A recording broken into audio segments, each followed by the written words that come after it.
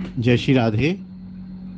जैसा कि अभी एक दो प्रश्न पहले भी मैंने निवेदन किया है, ठाकुर को एक बार लगाया हुआ प्रसाद दोबारा प्रसाद नहीं लगाते हैं। ठाकुर ठाकुर एक ही हैं, जबकि खाटू श्याम तो शायद ठाकुर जी भी नहीं हैं, वो तो बर्बरीक हैं संभवतः। तो बर्बरीक भगवान कृष्ण तो नहीं हैं।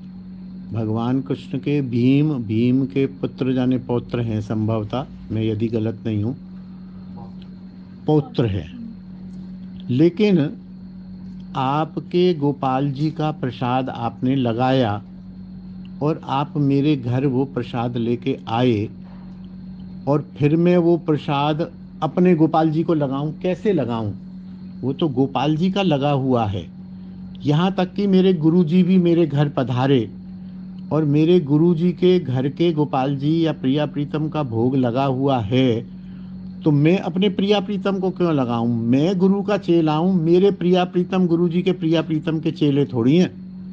प्रिया प्रीतम तो वही हैं। तो बिहारी जी रूप में विराजमान है तो ठाकुर हैं, राधा रमन के रूप में विराजमान है तो ठाकुर हैं, राधा वल्लभ के रूप में विराजमान है तो ठाकुर हैं, मेरे घर में विराजमान है तो वही ठाकुर हैं, आपके घर में विराजमान है तो वही ठाकुर हैं। ठाकुर तो ठाकुर है। एक बार ठाकुर जी को भोग लग गया, ठाकुर जी के गोपाल स्वरूप को लग गया या ठाकुर जी के किशोर स्वरूप को लग गया, एक बार भोग लग गया, वो तो वैष्णव लोग पाएंगे, गुरुजन पाएंगे, हम लोग पाएंगे।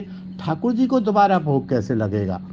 यहाँ तक कि ठाकुर जी की हमने एक बार माला चढ़ा दी, वो माला चढ़ी हुई उतार के दूसरे ठाकुर जी को नहीं चढ़ा सकते हैं। वो माला उतार कर किसी वैष्णव को तो दे सकते हैं, हम पहन सकते हैं, गुरु जी को दे सकते हैं, लेकिन वो माला भले ही हमारे ठाकुर जी की हो, भले ही बिहारी जी की उतरी हुई माला हो। एक आध जगह मैंने ऐसा भी सुना है कि बिहारी जी की उतरी हुई माला लाए और वो बिहारी जी की उतरी हुई माला अपने ठाकुर जी को पहना दी। अरे ये तो बिहारी जी की है। अरे बिहारी जी और तुम्हारा ठाकुर एक ही तो चीज है, तुमने प्रसादी माला पहना दी।